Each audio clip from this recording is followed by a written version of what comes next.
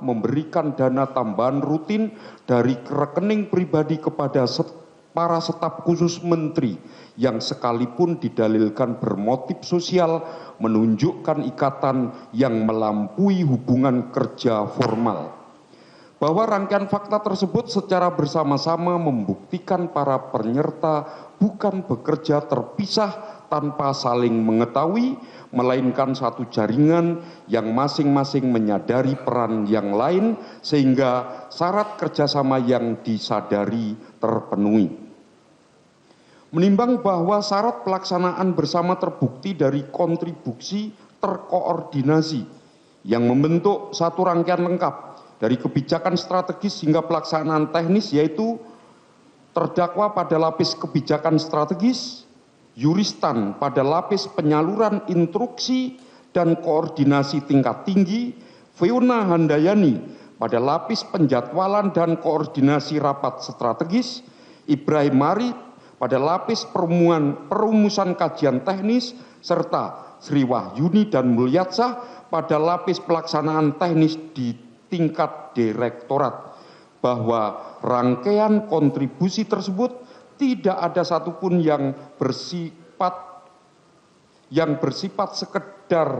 pelengkap, melainkan masing-masing menentukan, sehingga tanpa salah satunya tindak pidana tidak akan terlaksana sebagaimana yang terjadi, dan oleh karenanya seluruh penyerta memenuhi kualifikasi turut serta bukan sebagai pembantu. Menimbang bahwa terhadap dalil terdakwa yang berpola berulang, yaitu bahwa perubahan menjadi 100% Chromebook terjadi di tim teknis tanpa sepengetahuannya, bahwa ia tidak membaca lampiran peraturan menteri yang ditandatanganinya, dan bahwa ia telah mendelegasikan kewenangan korporasi melalui surat kuasa irrevocable. Majelis hakim berpendapat dalil-dalil tersebut tidak menggugurkan kualifikasi penyertaan sebagaimana telah dipertimbangkan dalam penilaian keterangan terdakwa pada pertimbangan pasal 3, bahwa dalam doktrin penyertaan pemegang kewenangan tertinggi yang menempatkan orang-orang kepercayaannya pada posisi strategis untuk menjalankan kebijakan yang ia kendaki tidak dapat melepaskan diri dari pertanggungjawaban dengan dalih tidak mengetahui detail teknis sepanjang kebijakan yang dijalankan adalah kebijakan yang ia setujui dan ia kondisikan, sehingga konstruksi delegasi tanpa kontrol justru memperkuat turut serta karena menunjukkan perbuatan yang terdistribusi dengan pembagian peran yang terkoordinasi. Bahwa demikian pula dalil terdakwa yang menyatakan tidak mengenal dan tidak pernah berkomunikasi langsung dengan Mulyatsah dan Sri Wahyuni terbantahkan oleh fakta bahwa Medeplegen tidak mensyaratkan kontak langsung atau perjanjian tegas, dan terlebih terdakwa menyampaikan langsung kepada keduanya setelah pelantikan bahwa program digitalisasi pendidikan harus menggunakan Chrome OS dan Chrome Device Management. Menimbang bahwa sekalipun kedudukan terdakwa dapat dikonstruksi baik sebagai pelaku melalui kewenangan atribusi yang disalahgunakan maupun sebagai pelaku turut serta, dan keduanya membawa konsekuensi pidana yang sama, majelis hakim memandang kualifikasi turut serta lebih tepat menggambarkan struktur perkara akuo yang merupakan hasil rangkaian perbuatan orang banyak, bahwa konstruksi ini sekaligus menjaga konsistensi dengan putusan-putusan in parimetria yang telah menempatkan Ibrahim Arif, Sri Wahyuningsih dan Mulyatsah sebagai pelaku turut serta. Sebab apabila para pelaku di tingkat tengah dan operasional telah dinyatakan turut serta, maka pemegang kewenangan tertinggi sebagai pelaku puncak rangkaian secara a fortiori haruslah pula dikualifikasi turut serta, dan tidak masuk akal apabila penetap kebijakan yang menjadi induk rangkaian justru dilepaskan dari kualifikasi penyertaan. Menimbang bahwa berdasarkan seluruh uraian tersebut, majelis hakim berkesimpulan unsur penyertaan sebagaimana dimaksud pasal 55 ayat 1 ke 1 KUHP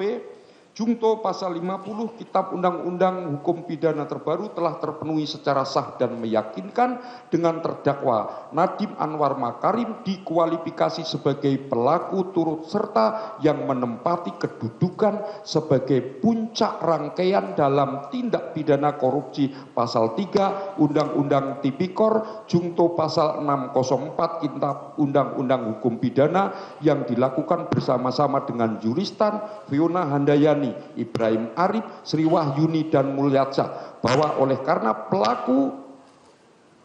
turut serta dipidana sebagai pelaku dengan ancaman yang sama dengan pelaku utama, terdakwa bertanggung jawab penuh atas tindak pidana yang terbukti tersebut, bahwa dengan demikian rangkaian pertanggungjawaban pidana terdakwa telah lengkap dan majelis hakim selanjutnya akan mempertimbangkan jenis dan ukuran pidana yang akan dijatuhkan. Sedangkan pidana tambahan uang pengganti berdasarkan pasal 18 Undang-Undang Tipikor akan dimuat di dalam pertimbangan tersendiri. Menimbang bahwa pada bagian akhir pembelaannya terdakwa memohon kepada majelis agar berdasarkan azas pembuktian yang terang dan azas in dubio pro reo menjatuhkan putusan yang membebaskan terdakwa dari seluruh dakwaan dengan segala akibat hukum, bahwa terhadap permohonan tersebut majelis hakim menyatakan seluruh unsur dakwaan subsidiar pasal 3 Undang-Undang Tipikor terbukti secara sah dan meyakinkan, dan setelah seluruh dalil nota pembelaan advokat atau penasihat hukum maupun pledoi pribadi terdakwa dipertimbangkan dan dikesampingkan, majelis hakim memberikan pertimbangan akhir sebagai berikut. Menimbang bahwa azas in dubio pro reo dalam keraguan dijatuhkan putusan yang menguntungkan terdakwa, dan azas pembuktian yang terang pada hakikatnya merupakan dua sisi dari satu sistem pembuktian menurut undang-undang secara negatif yang menuntut terpenuhinya alat bukti yang sah dan cukup sekaligus keyakinan hakim bahwa kedua azas tersebut hanya bekerja dan berpihak kepada terdakwa manakala pembuktian tidak mencapai derajat yang terang dan masih menyisakan keraguan yang beralasan mengenai kesalahan terdakwa. Dengan demikian azas in dubio pro reo bukanlah kaidah yang dapat dipergunakan untuk meniadakan pembuktian yang telah terang, melainkan justru kaidah yang baru bekerja apabila pembuktian tidak terang. Menimbang bahwa dalam perkara akuo, sebagaimana telah majelis hakim uraikan secara seksama seluruh unsur pasal 3 Undang-Undang Tipikor, yaitu unsur setiap orang dengan tujuan menguntungkan diri sendiri atau orang lain atau korporasi, unsur menyalahgunakan kewenangan, kesempatan, sarana yang ada padanya karena jabatan atau kedudukan, dan unsur yang dapat merugikan atau mengakibatkan kerugian negara telah terbukti secara sah dan meyakinkan melalui rangkaian alat bukti yang saling bersesuaian, baik keterangan saksi, keterangan ahli, surat petunjuk maupun keterangan dakwa yang dikuatkan pula oleh bukti elektronik, bahwa seluruh dalil pembelaan yang diajukan untuk menimbulkan keraguan atas pembuktian tersebut telah majelis hakim timbang satu demi satu dan ternyata tidak beralasan, sedangkan banyaknya jumlah saksi dan ahli yang dihadirkan tidaklah menentukan, oleh karena yang menentukan dalam buktikan adalah kualitas dan kesesuaian alat bukti dan bukan jumlahnya, bahwa dengan demikian tidak terdapat keraguan yang beralasan yang dapat ditafsirkan menguntungkan terdakwa, sehingga justru oleh karena pembuktian dalam perkara aku telah terang dan meyakinkan, azas pembuktian yang terang dan azas in dubio pro reo yang dilakukan terdakwa tidak melahirkan akibat hukum berupa pembebasan, bahwa sebelum majelis hakim menarik simpulan